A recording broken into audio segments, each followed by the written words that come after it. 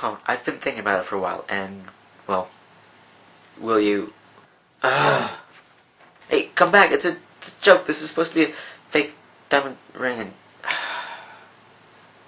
I fail at this.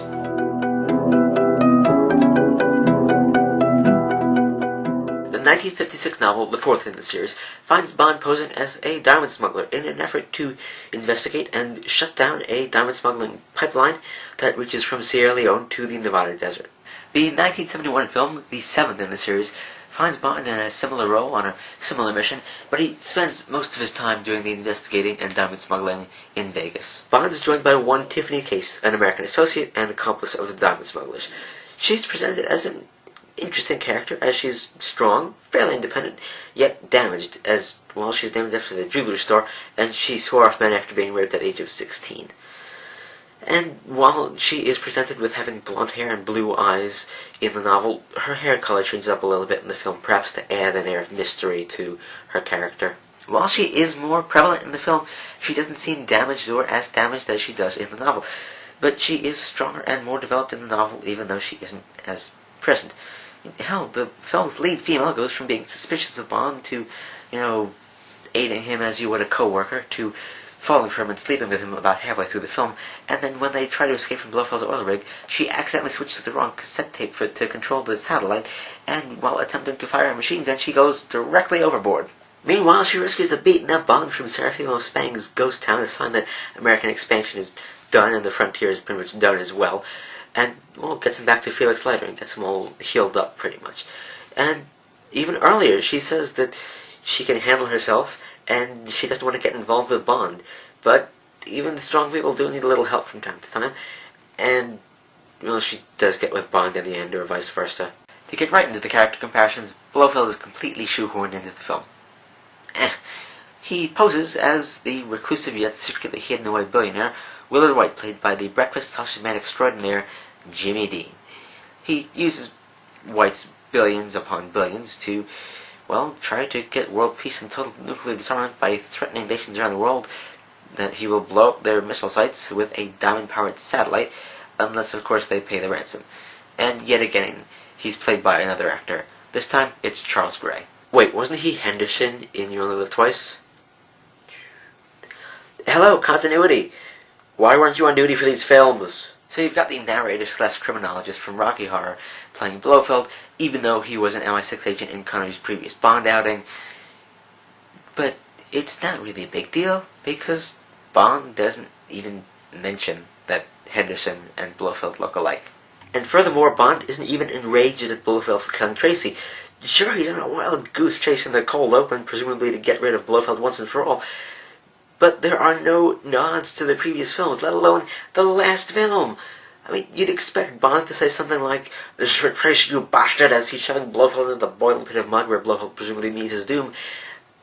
But there's none of that. So you've got a character who wasn't even in the novel, and wasn't even in the novels until Thunderball, and he's tossed in to presumably close off the Blofeld-Spectre arc for the films.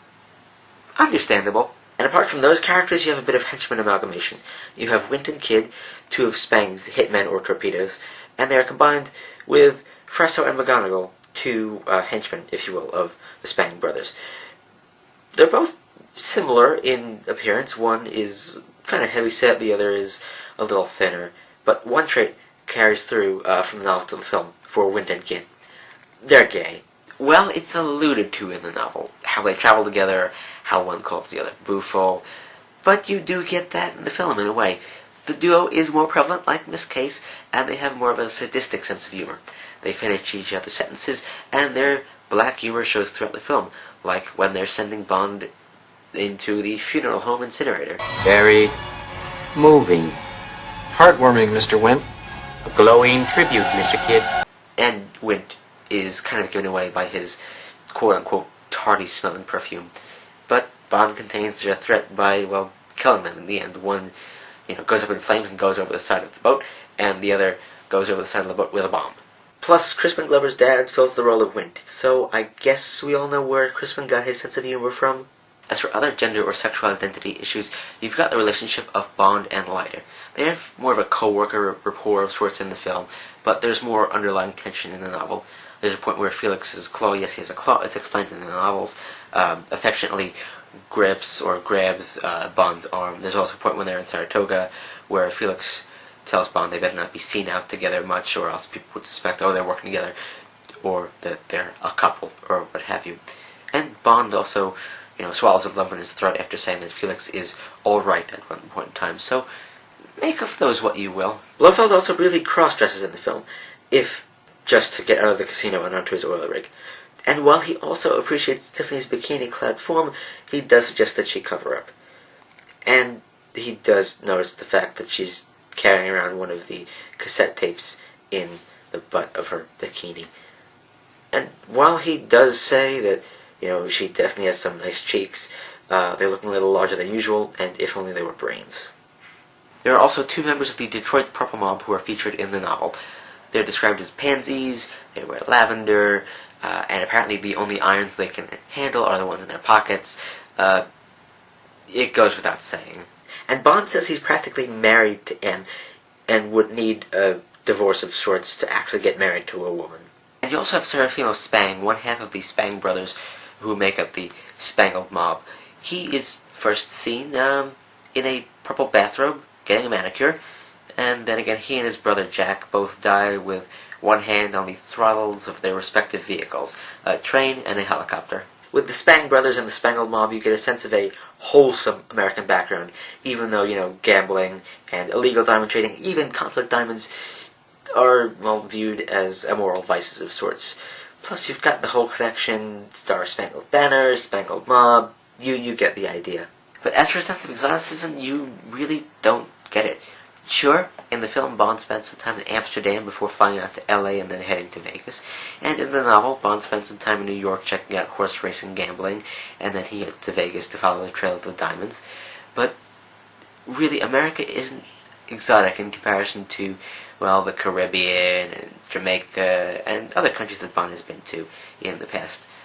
And there's also an attraction in the Circus Casino, but that really isn't much of anything. In terms of Bond being a national symbol, he's primarily out there to look out for, preserve, and protect the interests abroad of the British diamond trade industry, even if he is posing as a diamond smuggler. So, Diamonds Are Forever provides a smoother conclusion to the Blofeld, Spectre, and Connery era of the films, along with a sultry titled song by Shirley Bassey. The action sequences and green screening have definitely improved, aren't quite as campy, and still manage to hold up, even if they don't add too much to the plot. The plot overall still has a camp element, but is driven by the constant threat and sadism of Wint, Kidd, and Blofeld. And as for the women of the film, namely Lana Woods, Plenty O'Toole, and Jill St. John's Tiffany Case, are amusing. The novel still has a stronger female presence. Next week, Bond regenerates again. Wait, what?